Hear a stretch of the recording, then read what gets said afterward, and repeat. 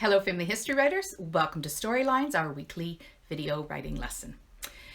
Now in my classes, I teach how to structure your stories around big events and accomplishments in your ancestor's life. And we do this because it makes for a much more interesting and engaging story for our readers. Much more exciting than regurgitating a birth to death tale. But I get asked all the time, how do I write about my boring peasant and farmers in my family tree? They didn't accomplish anything major. There's just nothing important that I can structure a story around. Now, if you find yourself stuck in this situation, well, today I have 8 suggestions you can try to help you come up with a focus for your ancestor's story. Number 1 is to create a timeline of your ancestor's life. Sometimes we just haven't taken a close enough look at our ancestor's life with all its ups and downs, and a timeline can really help you to do just that. Secondly, add world, regional, and local events to that timeline.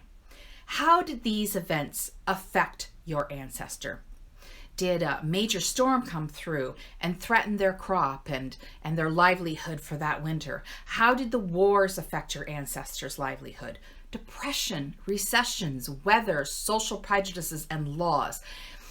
Did your ancestor lose a crop and threaten their ability to make payments on their property or to even feed their family? Number 3 is our farming ancestors at some point arrived on that land and had to establish a home and plant that first crop. Well, what kind of struggles would they have faced? A lack of money, farming tools, again, the weather, winter might be coming, there'd be a lack of time.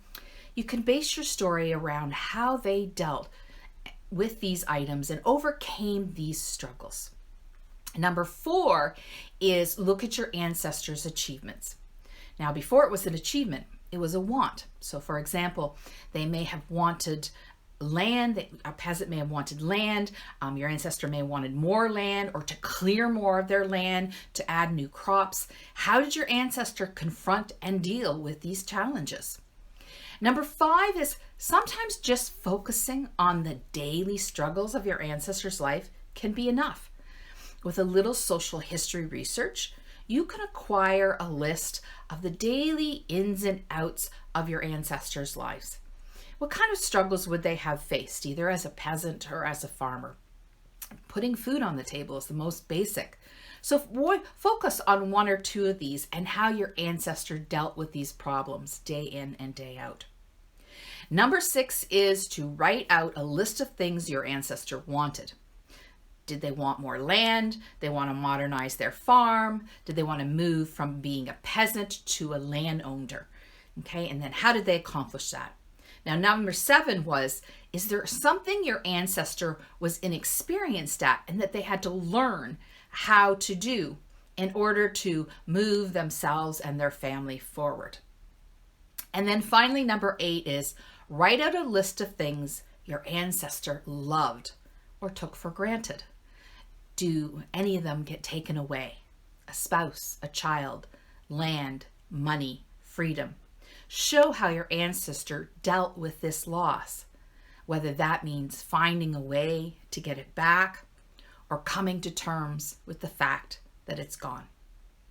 And then finally, don't hesitate to combine any of these above ideas to make a tension-filled story for your readers that they're going to find compelling and want to keep turning that page.